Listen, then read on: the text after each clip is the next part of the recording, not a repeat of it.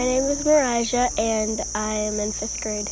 Behind me is a boardwalk, and me, Joe, and my brothers have been working on it for a long time.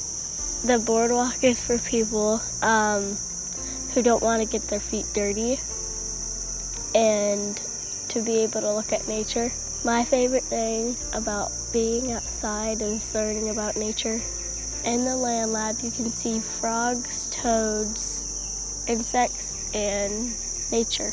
Part of our work with schools is to improve their land labs so that it's easy for the teachers and kids to access whatever nature they have at their schools. And this is a great example right here.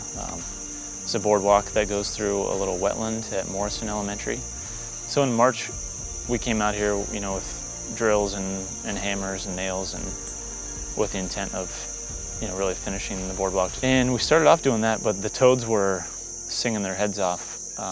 And so it was really fun to watch the kids help for a little bit, and then they would go, try to sneak up on toads, and I'd look up from hammering, and they would have 4 toads, 2 in each hand, and it was awesome to see that the kids got to experience that.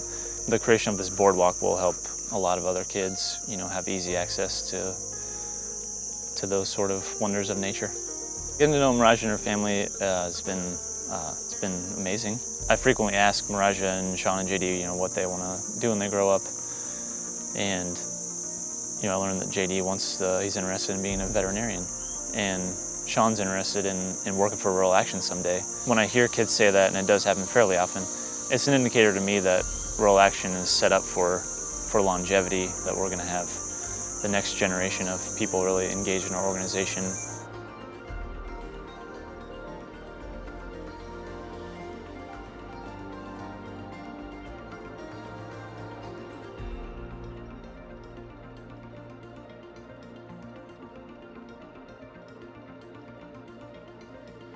In 2016, the City of Athens had a surplus in its trash and recycling fund.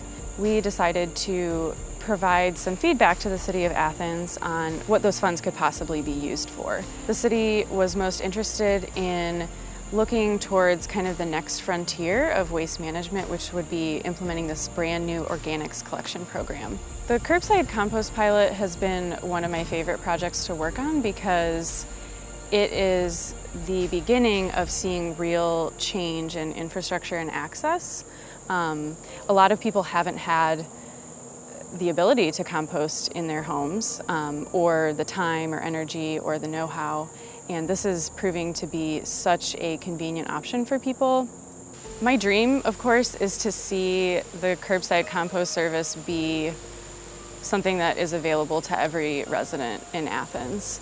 I am a firm believer in repurposing items, whether it's on the recycling end of things where plastics or aluminum or tin is being recycled into a usable material.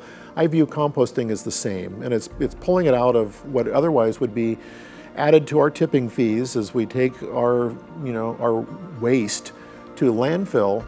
Instead, it's being repurposed into something that could be reused as fertilizer. It can be reused as, bedding material. It's just, I see win-win all the way around. But, the idea for curbside composting in Athens is not a new one, but it was a lot of planning. So know that. To get into this, there was roughly a year's worth of research that went into it, looking at all options. Rural Action engaged with us all along the way with updates. We would have questions. They would get answers to the questions, so it was very helpful for us to be able to launch into something like this. It gets us one step closer to fulfilling our commitment with the Sustainability Commission's plan that went into effect in 2017, and that is by 2020 to reduce our compostable materials, divert them from the landfill and have them going to where it does become a reusable asset as opposed to waste. So it's exciting.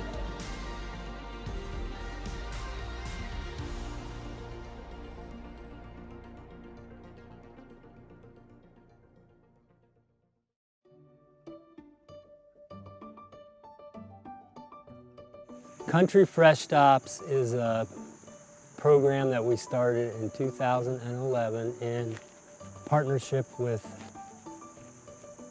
Dr. Jill Clark from The Ohio State University, and it's basically been a strategy to address the phenomenon of a food desert. In 2017, Megan Buskirk from the Athens City County Health Department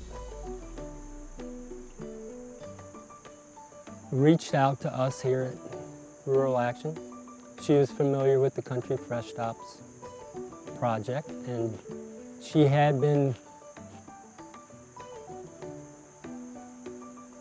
working on more mechanisms to get fresh local produce into Nelsonville.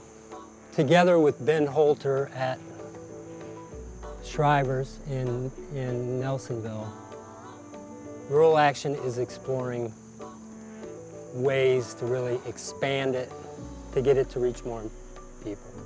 One key way that Ben has always been interested in expanding it is right now he is delivering prescriptions to rural people that don't have access to fresh produce. We just looked at it logistically, and it was very easy for us to add produce onto prescription deliveries that we're already doing.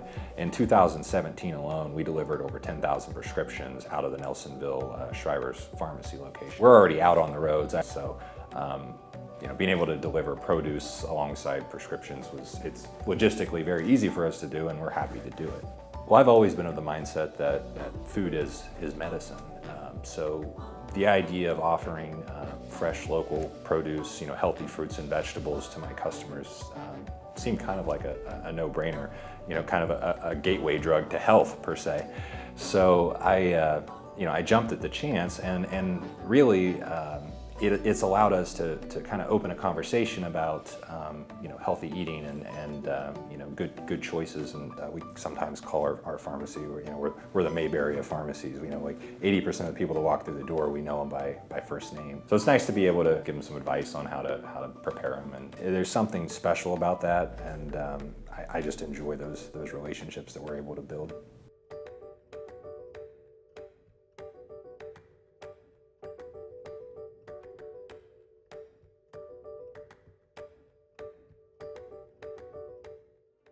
We've been members for a while just by mail, so actually having boots on the ground here, I decided to get involved and went to one of their meetings and found out about their mine effects on the streams and their stream restoration.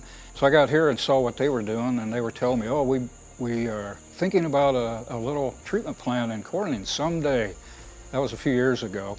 So every year I'd come to town and touch base with Michelle, and she would update how it's going, and then bingo, all of a sudden in 2017, here right before the end of the year, some concrete pads go up, and it looks, like something was going on. Of course, it was level to the ground. The layman going by wouldn't see it, but then when the tanks went up late spring and then later the settling tank, it's really exciting to be all of a sudden planted here in this little town and know that all that's been going on, and now be a part of it.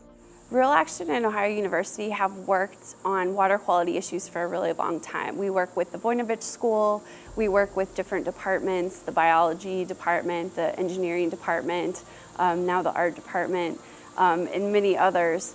But particularly around these big discharges at Truetown and at Corning, historically there has been kind of a work group of partners that has, over the years, met periodically, tried to figure out solutions to these big discharges. And a lot of our partners have been part of that. Dr. Guy Riefler has been working on this project for many years, and none of us ever started this project looking to make paint.